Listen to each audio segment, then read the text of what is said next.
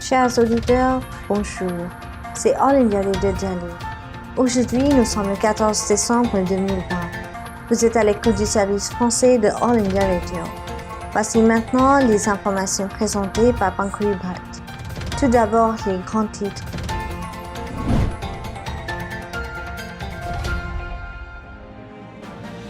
La première réunion du groupe de travail trilatéral entre l'Inde, l'Iran et l'Ouzbékistan sur l'utilisation conjointe du port de Chabahar se tient aujourd'hui. La première réunion du groupe de travail trilatéral entre l'Iran, l'Inde et l'Ouzbékistan sur l'utilisation conjointe du port de Chabahar se tiendra pratiquement aujourd'hui.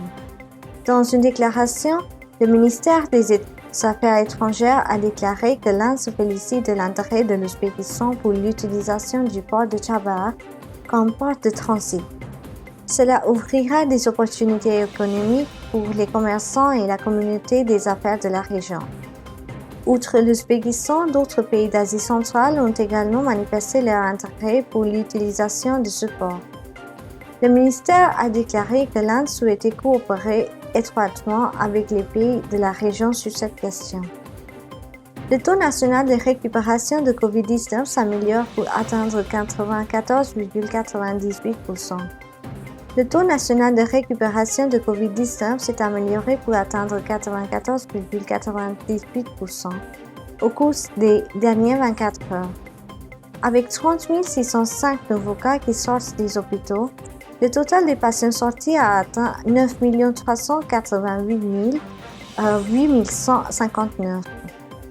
Avec 27 071 nouveaux cas COVID-19 en 24 heures, le total des cas de l'Inde est passé à 9 884 100. Le ministère de la Santé a déclaré qu'avec 336 nouveaux cas de décès en 24 heures, le nombre de décès a atteint 143 355. Le nombre total de cas actifs est maintenant de 352 586. L'ICMR a déclaré que jusqu'à hier, 154 566 990 échantillons ont été testés. Sur ce total, 855 157 échantillons ont été testés hier. 2 terroristes de Pâques abattus, un associé arrêté dans le cadre d'une coopération conjointe lancée par le GKP, l'armée et le CRPF à Pochana dans la région de Poonch. 2 terroristes pakistanais ont été abattus et un associé arrêté lors d'une opération conjointe lancée hier par le GKP, l'armée et le CRPF dans la région de Pochana dans le district montagneux de Poonch. Les terroristes tués ont été identifiés comme étant Sajid et Bilal. 2 fusils AK-47, un UBGL, un Thuraya Satron ont été retrouvés en leur position. Selon 2 sources policières, une patrouille conjointe des forces de police et de sécurité a lancé des recherches dans la région de Pochana. Dans le district de Poonch, après avoir reçu des informations crédibles sur l'infiltration de certains terroristes dans la région, pendant les recherches dans la région, la police s'était efforcée de persuader les terroristes cachés de se rendre, mais elle a tiré sur l'équipe de recherche qui a déclenché une fusillade. Lors de la rencontre qui a suivi, 2 terroristes ont été éliminés et un associé a été appréhendé. Le gouvernement américain accepte les recommandations du groupe consultatif pour l'utilisation du vaccin COVID-19 de Pfizer-BioNTech. Aux États-Unis, le Center for Disease Control, CDC, a accepté la recommandation du groupe consultatif concernant l'utilisation du vaccin COVID-19 de Pfizer-BioNTech. Cette décision facilitera une campagne de vaccination massive aux États-Unis à partir d'aujourd'hui. Le coronavirus a tué près de 300 000 Américains depuis son apparition. Des camions chargés de vaccins Pfizer sont livrés à près de 150 centres de distribution dans tous les pays. Les travailleurs de la santé et les résidents des maisons de retraite seront probablement les premiers à se faire vacciner. Un responsable américain a déclaré qu'il faudra des mois de travail et de diligence, de courage et de force pour parvenir à une vaccination nationale. L'annonce a donné le coup d'envoi d'une coopération logistique massive impliquant le gouvernement fédéral et les États fédérés, des entreprises privées et des travailleurs de la santé afin de distribuer rapidement des quantités limitées de vaccins dans l'ensemble des États-Unis. Elle offre de l'espoir dans un pays aux prises avec une recrudescence des infections et des décès dus à la COVID-19. La nation se souvient du sacrifice suprême des cœurs courageux qui ont défendu le Parlement contre les attaques terroristes en 2001. Le président, le vice-président, le premier ministre et le président du Lok Sabha ont rendu hommage dimanche aux martyrs qui ont fait le sacrifice suprême et ont déjoué une lâche attaque contre le Parlement en 2001. Le président Ramnath Kovind a déclaré que la nation se souvient avec gratitude des braves martyrs qui ont donné leur vie pour défendre le Parlement en ce jour de 2001. Le vice-président M. Venkaiah Naidu a rendu hommage aux hommes courageux qui ont fait le sacrifice suprême en défendant le temple de notre démocratie contre une attaque terroriste contre le Parlement en 2001. Le Premier ministre Narendra Modi a déclaré que nous n'oublierons jamais la lâche attaque contre notre Parlement en ce jour de 2001. Il a ajouté « Nous nous souvenons de la valeur et du sacrifice de ceux qui ont donné leur vie pour protéger notre Parlement. » M. Modi a affirmé que l'Inde leur sera toujours reconnaissante. L'UNESCO va lancer un prix international au nom de Bangabandhu Sheikh Mujib. L'UNESCO a décidé de lancer un prix international dans le domaine de l'économie créative au nom de Bangabandhu Sheikh Mujibur Rahman à partir du novembre 2021. Le prix de $50,000 sera remis une fois tous les 2 ans pour récompenser les initiatives économiques mondiales de la jeunesse. Selon l'UNESCO, ce prix international créera un mécanisme de partage des connaissances en recueillant, célébrant et communiquant les meilleures pratiques en matière de développement de l'esprit d'entreprise créative. L'UNESCO a déclaré 2021 l'année internationale de l'économie créative pour le développement durable. Il existe actuellement 23 prix internationaux de l'UNESCO décernés au nom de célébrités et d'organisations internationales. Le Premier ministre Modi posera demain les premières pierres de plusieurs projets de développement à Kutch. Le Premier ministre Narendra Modi effectuera demain une visite à Dhordo à Kutch au Gujarat et posera la première pierre de plusieurs projets de développement dans l'État. Ces projets comprennent une usine de dessalement, un parc d'énergie renouvelable hybride et une usine de traitement et de conditionnement du lait entièrement automatisée. Le Premier ministre Narendra Modi posera également la première pierre d'une usine de traitement de la conditionnement du lait entièrement automatisée à la laiterie Sarhadanjar à Kutch. L'usine coûtera 1,210 milliard roupies et aura la capacité de traiter 200 000 litres de lait par jour. Le Premier ministre visitera également le White Run. Le Swadhinta Sarak entre le Bangladesh et l'Inde sera inauguré le 26 mars prochain. Le ministre des Affaires étrangères du Bangladesh, le Dr Momin. Le ministre des Affaires étrangères du Bangladesh, le Dr A.K. Abdul Momin, a déclaré que le Swadhinta Sarak entre le Bangladesh et l'Inde sera inauguré le 26 mars prochain. Il a déclaré que la route reste fonctionnelle du côté indien, tandis qu'elle sera reliée par Mujibnagar dans le district de Meherpur au Bangladesh. Il a ajouté que la liaison ferroviaire Chilahati-Haldirbari, qui a été active jusqu'en 1965, sera inaugurée lors de la réunion au sommet entre les deux premiers ministres le 17 décembre. S'adressant aux médias à Dhaka dimanche, le ministère des Affaires étrangères, le Dr Momin, a déclaré que les relations entre les deux pays étaient historiques et éprouvées par le temps. Qualifiant la phase actuelle des liens entre le Bangladesh et l'Inde de chapitre d'or, Le Dr Momin a déclaré que les deux pays ont donné l'exemple en résolvant les questions telles que l'accord sur les frontières terrestres, Land Border Agreement (LBA) et les frontières maritimes par les dialogues et les discussions, rapporte l'UNB. Le Bangladesh signe un accord avec le Serum Institute of India pour l'achat du vaccin COVID-19. Le gouvernement du Bangladesh a signé dimanche un accord avec le Serum Institute of India pour l'achat de 3 doses phasées du vaccin Oxford AstraZeneca. Le vaccin sera livré en 6 tranches de 5 millions de doses chacune.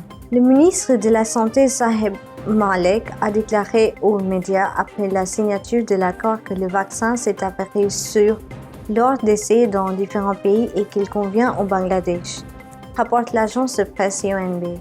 Il a ajouté que le gouvernement est également en pourparlers avec d'autres pays pour obtenir davantage de doses du vaccin COVID-19. Auparavant, le 15 novembre, un protocole d'accord tripartite avait été signé entre SII, la société pharmaceutique bangladesh Beximco Pharmaceuticals Limited, BPL, et le gouvernement du Bangladesh pour l'achat du vaccin COVID-19 Oxford. L'Allemagne va se mettre en quarantaine à Noël suite à l'annonce par Merkel de mesures sévères.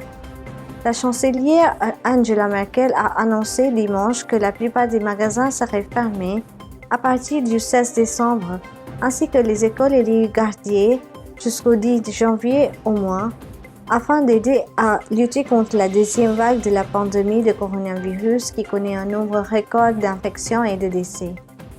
Lors d'une conférence de presse qui a suivi une réunion des dirigeants fédéraux et des États, elle a déclaré que le pays devait de toute urgence faire face à la hausse exponentielle des infections à COVID-19. Cette décision devrait entraîner une perturbation majeure pour les détaillants, le système éducatif et le public à l'approche des vacances de Noël. Dans le cadre du confinement national, les magasins essentiels tels que ceux qui vendent de la nourriture resteront ouverts, tout comme les banques. L'auteur britannique John Le Carre meurt à 89 ans. John Le Carre, le romancier devenu espion, surtout connu pour ses thrillers de la guerre froide, La taupe et l'espion qui venait du froid, est mort. Il avait 88 et 89 ans.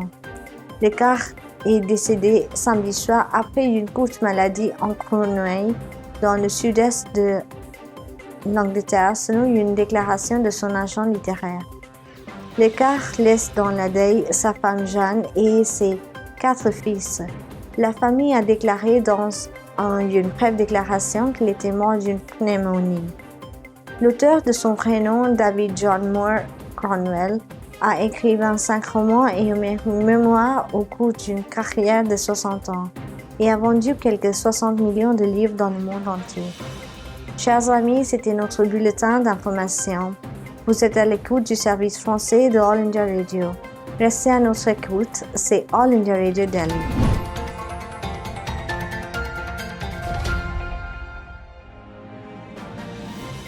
Maintenant, nous vous présentons le commentaire sur un sujet d'actualité. Le commentaire d'aujourd'hui porte sur l'Inde rurale sera le moteur de l'économie du XXIe siècle, dit le Premier ministre.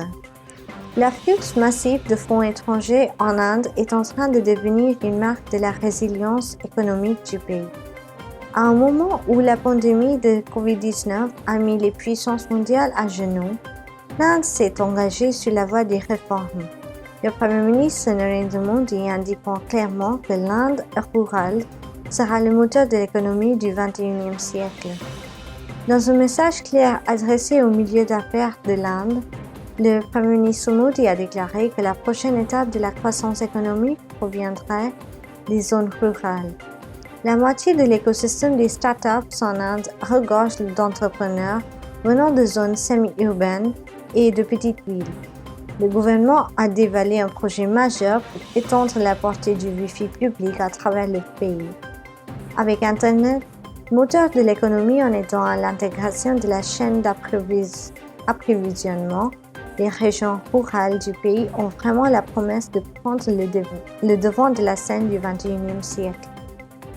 Le programme PM Vani, réseau Wi-Fi, destiné à favoriser l'expansion du haut débit et à juste titre le potentiel de nourrir la prochaine génération d'entrepreneurs indiens. S'adressant à la 93e Assemblée générale annuelle de la Fédération des chambres indiennes de commerce et d'industrie, FICCI, M. Modi a dit à juste titre que le monde des affaires ne devrait pas manquer les opportunités dans les régions rurales de l'Inde. Le contexte est en effet celui des réformes agraires tant attendues. Grâce aux mesures prises pour libérer le commerce agraire, les obstacles, les agriculteurs indiens ont vraiment la possibilité de faire partie de la chaîne d'approvisionnement alimentaire mondiale. Cela incombera sûrement aux investissements privés.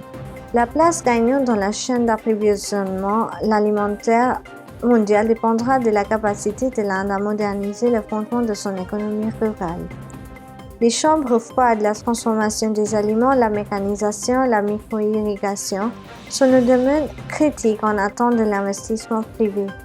Le Premier ministre Modi a clairement déclaré que l'investissement privé ouvrirait de nouvelles portes aux agriculteurs pour une transformation qualitative de leur vie. Les 2 derniers trimestres donnent foi aux affirmations du Premier ministre que la contribution de l'agriculture au PIB a été positive. Face à la formation de milliers d'organisations de producteurs agricoles, le moment est venu pour l'agro-industrie de prendre son envol vers de nouveaux sommets. Le fait que l'Inde ait enregistré des investissements directs étrangers et un afflux d'investissements étrangers de portefeuille à de nouveaux records pendant la pandémie confirme vraiment la confiance des investisseurs mondiaux dans l'histoire de l'Inde. La capacité de l'Inde à protéger des millions de sections vulnérables et touchées par les restrictions liées à la pandémie est également saluée dans le monde entier. L'inclusion bancaire des pauvres dans l'architecture habilitante de la carte Aadhaar biométrique a véritablement assuré un transfert direct et transparent des avantages. Le Premier ministre Modi a déclaré que le gouvernement travaillait avec l'esprit à faire des ponts à la place des murs pour chaque secteur de l'économie. Le programme de Atmanirbhar Bharat, où l'Inde autonome est vraiment alignée sur le renforcement de chaque secteur pour lui permettre de jouer son rôle au mieux de ses capacités. Les réformes globales ont touché le secteur manufacturier et les moyens de petites entreprises, l'agriculture et la technologie, la fiscalité et l'immobilier, a déclaré M. Modi. L'économie ne peut pas briller avec seulement 1 ou 2 secteurs performants. Le Premier ministre Modi a observé que tous les secteurs avaient reçu l'attention voulue avec un cadre de prise en main mis en place pour les zones faibles. Les grandes industries favorisent la croissance de petites et moyennes entreprises qui, à leur tour, entendent les ailes de croissance aux entreprises familiales des zones semi-urbaines et rurales. Le Premier ministre, insistant sur les réformes continues, le monde des affaires a vraiment le confort d'un écosystème prévisible avec lequel travailler. La simplification des lois du travail en 4 codes a également été mise en place. Il y a aussi un changement de paradigme dans l'approche des gouvernements des États.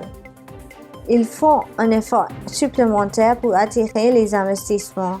Cela augure bien car le carburant au moteur de l'économie du XXIe siècle doit venir des États. Grâce au gouvernement étatique réceptive, le flux des investissements privés vers les villes de niveau 2 et de niveau 3 et les zones rurales ne devrait être confronté à aucun obstacle. Chers amis, vous êtes à l'écoute du service français de All India Radio.